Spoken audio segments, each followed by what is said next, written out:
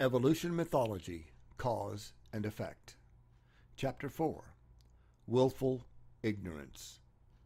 Evolution mythologists are willfully ignorant and superstitious, preferring their silly explanations to the self-evident reflection of a creator in every facet of reality. It is absolutely amazing that some of the great scientific minds of our times are so very knowingly blind to the existence of the Creator. The SETI project, for instance, which is the search for extraterrestrial intelligence, is a scientific endeavor looking for signs of intelligent life on other planets.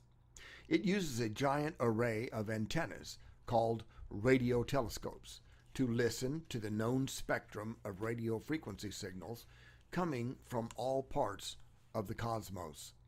The idea being that they will hear patterns or sequences of signals that will denote intelligent, sentient life.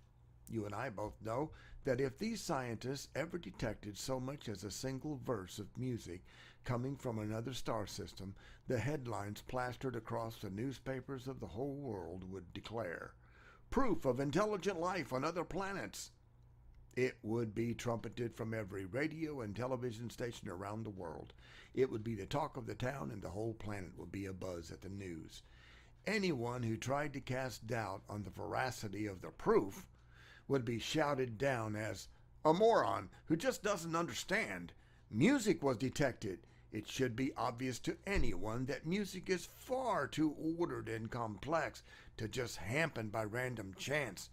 There has to be an intelligent mind behind it. Okay, I'll buy that. But what astounds me is that many of these same scientific minds have been presented with the biological scientific fact that each human cell has as much perfectly ordered and coordinated information as all of the symphonies ever written by Mozart, Bach, and Beethoven combined. At which they shrug and declare, there is no intelligent mind behind the creation of man. It just happened by random chance. Excuse me? All by itself? From nothing?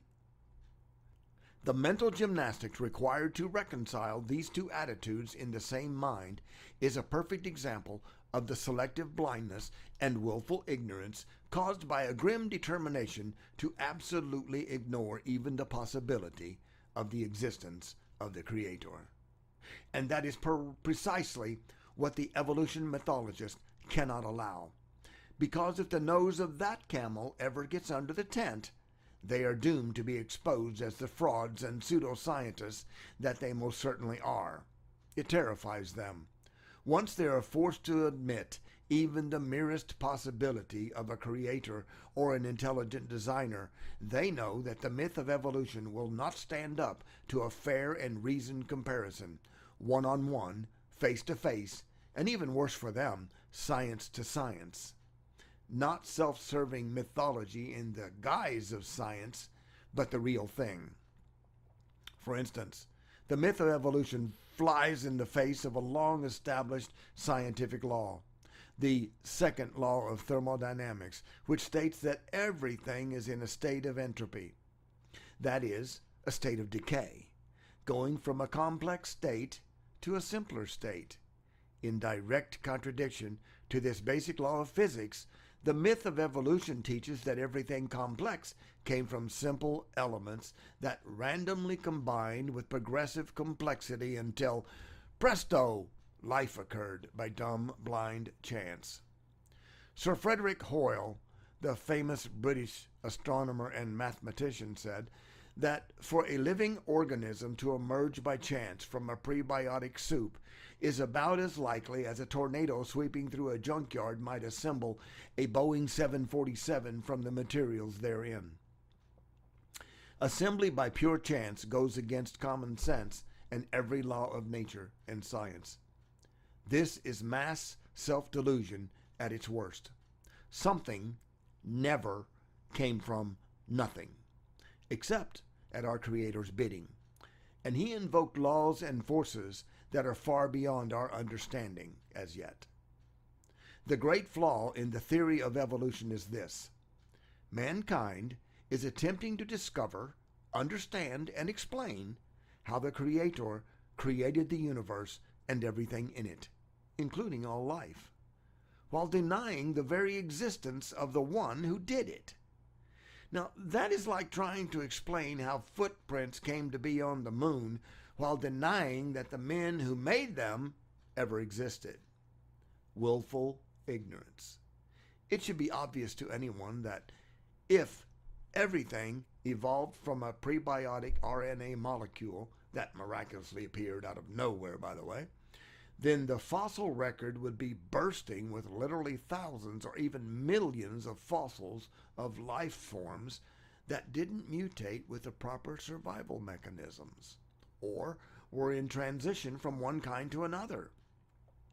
Charles Darwin knew this over 140 years ago, and he was confident that when the fossil record was fully examined, the evidence would be there. The reality is that in all those years since Darwin, after ever more frantic searching, the paleontologists are desperate because they haven't found even one real fossil showing the transition from one kind to another. Every time they claim to have found one, it turns out to be a hoax. Some scientist, desperate to make a name for him or herself, manufactures a find, has it published, and presto, another proof of the myth of evolution.